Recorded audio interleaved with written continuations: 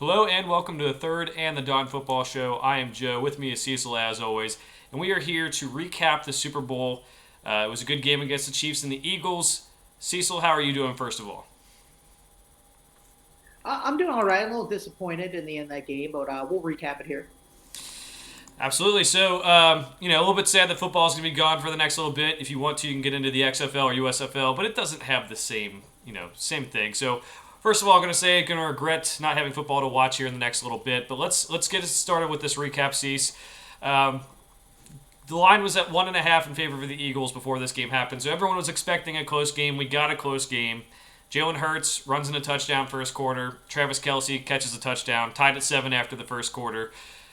A.J. Brown caught a deep ball from Jalen Hurts that arguably was very poorly defended against by the Chiefs secondary, and they go up 14-7, and then the Eagles get the ball back. You're thinking this is a chance to really put it on the Chiefs and maybe run the ball and run the clock out like the Eagles like to do, but Jalen Hurts fumbles the football and it's slipping all over the turf, which is a story in and of itself. And Nick Bolton returns it for a touchdown, ties the game. Jalen Hurts scores again. Then they get a field goal at the end of the half, and they leave the first half up 24-14. The second half, the Chiefs came back and they scored on every single drive. So Isaiah Pacheco scores on a 1-yard touchdown run. He had a pretty good game, and then the Eagles get a field goal out of Jake Elliott at the end of the third quarter, so they're still up 27-21. There's only been one team that has ever blown a double-digit lead in the Super Bowl, and that would be the Atlanta Falcons against the New England Patriots all those years ago. Fourth quarter, Kadarius Toney gets a touchdown pass. Sky Moore gets a touchdown pass. The Eagles are able to score a touchdown on another Jalen Hurts run, who tied the record for most touchdown rushes in a Super Bowl with Terrell Davis with 3.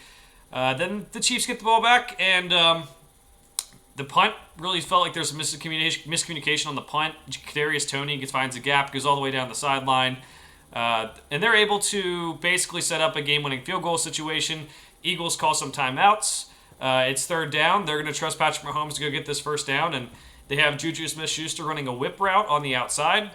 Looks like James Bradbury had a tug of the jersey there. Usually you want to let teams play it out at the end of games, even if there is a little bit of contact. The refs threw a flag. The Chiefs ran out the rest of the clock, kicked a field goal, won the game. And the Chiefs deserve a lot of credit for winning. The Eagles deserve a lot of credit for putting up a big fight. But at the end of the day, Cecil, I think we were kind of robbed of like a drive from the Eagles with like a minute and a half left there by the referees, and that does need to be addressed because it was something they weren't calling the rest of the game. Like, was it a penalty? Probably. Was it kind of weak to call it in that spot? Probably. Yeah, probably not the right thing. So the Chiefs get the Super Bowl. Patrick Mahomes gets Super Bowl number 2. Andy Reid maybe cements himself as maybe a top 5 coach in NFL history, but it's unfortunate that the storylines of the game are refereeing and the field being so bad that everyone was slipping all over it. Yeah, and I mean, it really is a disappointment. I mean, the NFL prepares. I mean, they said they were preparing this grass for 2 years, and laying out for sun every day, and they just, I mean, people are sliding. It just looks sloppy. I mean, there was one kickoff that Jake Elliott almost just straight up ate it before he even kicked the ball. I mean, he slid right after and fell. Like, would have been, imagine how catastrophic of a kickoff that'd be if he managed to actually kick it and all that kind of stuff, and it only goes like 20 yards. It really is unfortunate the refs decided to do, a defensive holding call at the very end of the game. It's the second year in a row, kind of the end of the game was decided by a big defensive holding penalty that's, not the most obvious, gigantic penalty.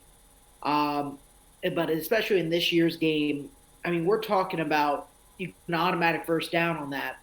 And the Chiefs just bleed the clock out. That's all they need to do. You basically, with that very minuscule penalty that usually in the scheme of things doesn't mean that much, calling it right there effectively gave the Chiefs every chance to just win that game and never let the Eagles respond at all, which kind of just did rob us of could be a potentially great ending.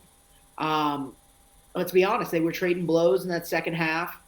I mean, the Eagles very well could have gone down if Pat Mahomes had scored a touchdown there, gone down and scored a touchdown, or if they hold him to a field goal, go down, get a field goal, force overtime, or maybe get a game-winning touchdown drive. So many possibilities and so many cool things that really cap off an excellent Super Bowl were lost because, it's a penalty. It's not the best penalty in the world. I think it's a weak one. It's also one that wasn't being called all game. And then two, it didn't seem to really stop Juju Smith-Schuster that much from catching that ball. It looks like that ball was Juju Smith-Schuster doesn't have the speed to catch that ball anyway. So it just kind of is that bittersweet in the mouth that the NFL has been doing for the last couple years through this playoffs. And I sometimes I feel like they're getting in the way of the quality of their own product by doing minuscule dumb things like this. Everyone talks about playoffs in every major sporting league, and a lot of times you swallow the whistle and you let them play. If it's something egregious, sure, you call it. I'm not sitting here and saying you don't call things at all and just let them just do whatever. But the reality is a small penalty that really decided the game, and it wasn't even that diehard. I would say, yeah, that's absolutely defensive hold. Call that. It's a tug on the jersey. You can call that just like you can call holding on a lot of different things. But you just don't in that situation. It puts you in a really bad spot. But here are also the realities, right? Eagles were up. They let, the defense of the Chiefs get a, fumble, strip sack for a touchdown. Almost got another one. It was a very close call. So, they got a defensive, touchdown. That usually is not going to play well in any NFL game, especially one against a really great team like the Chiefs. Two, you let Patrick Mahomes score a touchdown on all their drives in the second half besides the game-winning field goal at the end. They score points on every drive in the second half. That's just bad adjusting. That's just, you just can't have that. You had him on the ropes. Patrick Mahomes injures his ankle again, and then suddenly he plays better than ever in the second half. We're seeing Patrick Mahomes run down the field for 20 yards. People barely hitting the guy. I'm not here to say, we got to injure people and things like that. But the reality is, if somebody's going to, have a bum ankle and then dare to run down the field at me, like, you're going to get hit hard. Everyone was kind of almost like Pat Mahomes was on a bubble because everyone was so afraid of getting some kind of unnecessary roughness penalty or something like that. You don't have to go there and twist his ankle in half, but, hit the guy. There's 5 defensive players standing around. Somebody's going to be able to hit this guy. He's not that mobile. He's not going to juke you, to be honest. The injury that he has is not going to make him the best runner. He still manages to easily run for what he does, but, come on. So the Eagles there, the punt, that horrible punt return, you got to, on special teams, know what you're doing there.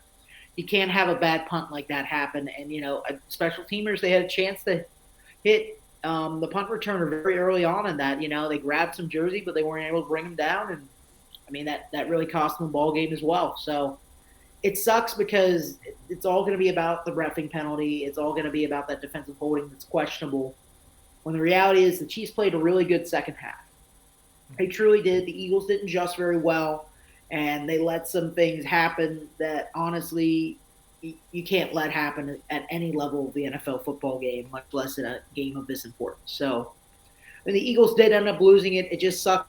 I didn't get that rebuttal that, I agree they probably should have been allowed to have to just see if we could have a little bit more Super Bowl magic come in. Right. You're right. I think it's bad for both sides because the Chiefs aren't getting the credit, and it's reasonable to believe they probably would have won. But it's also, fairly for the Eagles fans, they should be upset too because they didn't get that chance. Even if it was something that we don't know would have happened, you want that chance. The last thing you want to do is have the ball taken out of your hands. So it just stinks for both sides in that regard. And I don't want to have a Super Bowl where it's like, well, the Chiefs won, but that just makes it a little bit worse. Cecil, Patrick Mahomes won the MVP. He arguably really didn't have that great of a game. He didn't turn the ball over. He did rush for a decent amount of yards, as you said, even with the bum ankle. But he had some touchdown passes.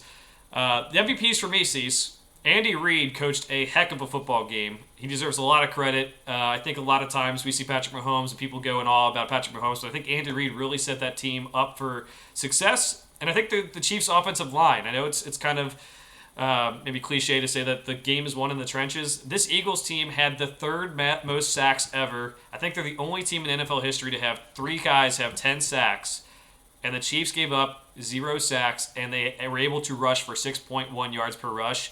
A lot of the hype was on the Eagles' offensive line. Chiefs have a pretty good offensive line too, and I think that was probably the difference in the game. They had a quarterback who had a bum ankle, and they didn't let him get touched unless he decided he wanted to get touched by running the football. So that, again, the trenches mattered. We saw that, maybe the Bengals didn't have all their guys healthy for the offensive line. That's probably why they lost to the Chiefs. The Chiefs have a healthy offensive line, and they're able to win.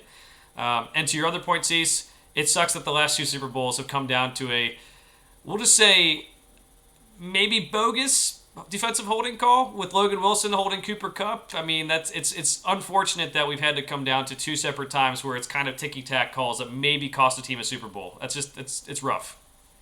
Right. I mean, it's good compared to some of the old Super Bowls we used to see in the 80s and 90s where, I mean, there were a lot of blowouts for a long time. A lot of those John Elway Broncos ones where he got blown out until the end where they started winning. I mean, there were some rough Super Bowls there for a good, 15, 20-year span where every other year was a blowout. So I guess it's a testament that at the very least, the games are close enough that little penalties like this weigh so much at the end of the game because the games are so close.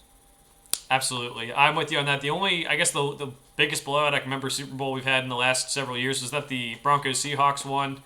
But for the most part, these Super Bowls have been good, and it's sad that the officiating is at the state it is today. I do think they need to make changes to make it more accountable, make it so that, hey, if you make bad calls, you can't work some of these playoff games. Or, hey, we'll demote you, or if you're a head referee and your crew does bad, we're going to make someone else the head referee. It's got to have some accountability there for the future. That's what I want to see. And this is days away from Roger Goodell saying at Super Bowl media days that this officiating is the best it's ever been. And I know he's got to say that. He's the commissioner, but it just stinks when the AFC Championship game came down to officiating, the Super Bowl came down to officiating, and the NFC Championship game arguably came down to quarterback injuries. And it's just, you want to see everyone healthy. No one's going to be healthy. But at the end of the day, like when you have all this stuff happening, it does kind of make you wonder what the NFL would plan to do to make this thing better, as it has not been the greatest look over the biggest games of the year. All right, so that's the Super Bowl recap. Do you have any final thoughts for the week? No, I mean, I want to thank everybody for listening to us for another season. We're here for you guys, and it always anybody who likes, shares, subscribes. Thank you very much, and we're excited to go into the off season here, have a little break, but get back right to it with free agency and the draft. Absolutely, you mentioned it. We'll be back in March. We'll do a free agency recap show maybe, and kind of talk about what moves we liked, what moves we didn't. And we'll be back for maybe a pre-draft show or two, kind of going over some of our favorite prospects. And then we'll be live for the draft for the first 3 rounds at the very least. Could do more, but at least the first 3 rounds. As we go into this offseason, there's a lot of exciting possibilities. My final thoughts is I'm going to do something I haven't done in my whole life next year. I'm picking the Bengals to win the Super Bowl. Oh, my God. I'm doing it. It's finally happening. I'm doing it. You know what? As long as they don't totally mess up free agency or the draft, I'm picking it. Hey, plus 1,000 right now. Plus 1,000. Oh, boy. And to 1. All right, well, you said it. Thanks, everyone, for subscribing. If you can keep on liking and subscribing. Thanks, everyone, for watching. We'll be back in a month. See you guys.